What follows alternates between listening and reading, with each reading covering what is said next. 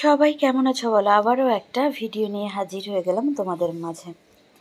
আজকে আমরা যাব লিটনদার বাসায়, যেখানে আমাদের দুপুরের নিমন্ত্রণ ছিল। তো চলো আমার সাথে তোমরাও। যেখানেই যাই ছোট ছোট করে ভিডিও করা তো আমার এখন নিয়মের মধ্যে পড়ে গেছে, তো এটা তো আর তার ব্যতিক্রম কিছুই হবে না। পাই টু পাই দেখাতে না পারলেও যতটুকু রেকর্ড করি ততটুকুই তোমাদের সাথে শেয়ার করি। বাচ্চাগুলো অনেক দিন পর একসাথে হয়েছে, তারা ভীষণ আনন্দিত, খুব খেলাধুলা চলছিল এখানে। এবারে চলে যাব খাওয়া দাওয়ায়। বৌদি কত যে আইটেম করেছে সেটা তোমরা দেখতে পাবে। প্রথমেই দিয়েছে বেগুনি আর রূপচাঁদা ফ্রাই।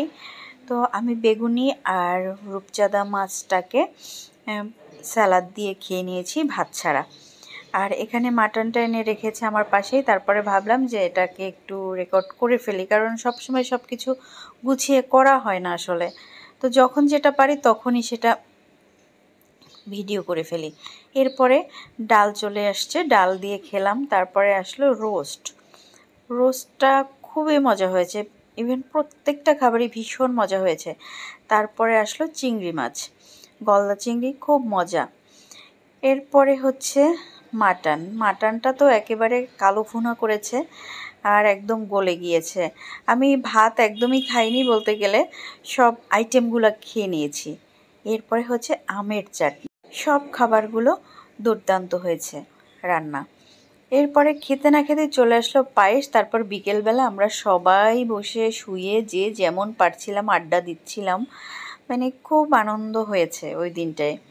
তারপরে আবার চলে আসছে দই, মানে খাওয়ার পরে খাওয়া, তোমরা দেখতে থাকো শুধু, মানে খাওয়া কত প্রকারের থাকে আর কি। আর সবাই শুধু হাসাহাসি, কথাবার্তা, গল্প। দেখো ভুলে গেছিলাম, খাওয়ার সময় আর একটা আইটেম আমার রেকর্ড করা হয়নি, সেটা হচ্ছে কোরাল মাছ। অনেক বড় সাইজের কোরাল মাছ রান্না ছিল, আমি খাইনি, তাই আর রেকর্ডও করা হয়নি। দুপুর থেকে রাত পর্যন্ত ভীষণ ভালো কেটেছে। আড্ডার বিষয় ছিল হচ্ছে যে যাকে ধরবে 10 মিনিট করে বলবে, এত মজা করেছি আসলে। আমাদের কিন্তু সকলের বন্ধুবান্ধব একসাথে হয়ে মাঝে মধ্যেই মানে সময় দেওয়া উচিত, তাহলে মন শরীর সব কিছুই ভালো থাকে। আমরা কিন্তু প্রায় করে থাকি, এই লিটনদা, শম্ভুদা আর আমরা একসাথে, মানে মাঝে মধ্যেই দেখা করি, খাওয়া দাওয়া খুব মজা হয়। তারপরে ইন্টারেস্টিং ব্যাপার হচ্ছে রাতের বেলা কিন্তু কোনো বাচ্চারা তাদের মায়ের হাতে খাবে না, সবাই বাবার হাতে খাবে। এটা কিন্তু ভালো বিষয়। তুমি দেখবা যে যখন মায়ের হাতে না খেয়ে বাচ্চারা একটু বাবার হাতে খায়, তখন কিন্তু অনেকটা রিল্যাক্স হওয়া যায়। তো এরা খুব ধৈর্য সহকারে ওদের মন মতো করে খাওয়াচ্ছিল। তারপরে আর কি আনন্দ শেষ, বাংলাদেশ চলে আসলাম বাসায়। এই পর্যন্তই আজকের ভিডিও। কেমন লেগেছে অবশ্যই জানাবে। ভালো থেকো, সাবধানে থেকো।